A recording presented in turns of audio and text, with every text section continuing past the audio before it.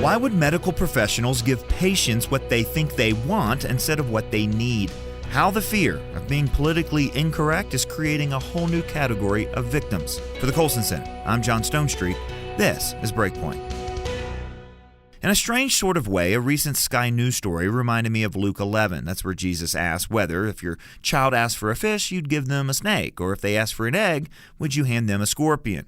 Well, here's the headline. Hundreds of young trans people seeking help to return to original sex. The story featured a woman who, after publicly admitting regret over her so-called surgical transition, was contacted by hundreds of other people in her part of England who felt the same way. One of those people, Ruby, also struggled with eating disorders. One would think that the combination of gender dysphoria and eating disorders would suggest to medical professionals that Ruby was suffering from body image issues. But, as she told Sky News, the doctors never even suggested there might be a connection there worth exploring. Instead, it was, here's your hormones, here's your surgery, off you go. Or to borrow Jesus' words, here's your scorpion, here's your snake. This story is far from uncommon. Young people in emotional pain and distress are asking adults for help, but because of our ideological blind spots, we're giving them serpents and scorpions instead of what they really need. Just consider the name given to a new children's pediatric clinic at Akron Children's Hospital. Quote, the Center for Gender Affirming Medicine.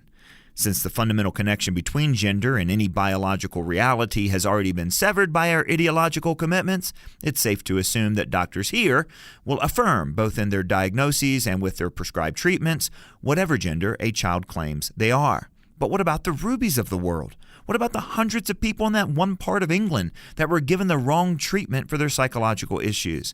They are victims of our bad ideas and our blind spots. Too often, in fact, they're forced to be invisible victims, ignored because their very existence challenges the new sexual orthodoxy. Many physicians today simply ignore that up to 80% of children who suffer from gender dysphoria will eventually outgrow those feelings.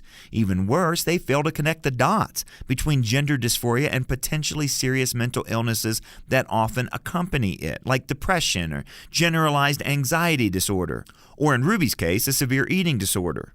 Multiple issues like this spark the chicken and egg question. Does gender dysphoria cause depression and anxiety, or is gender dysphoria a symptom of depression and anxiety? Well, the truth is no one knows with any certainty, but the new gender ideology leads many professionals to proceed with treatment as if gender dysphoria is no disorder at all. So the best treatment, the theory goes, is to affirm the young people's belief that they are transgender and initiate the transition process as soon as possible. This will supposedly reduce the inner conflict and in turn help with their other disorders.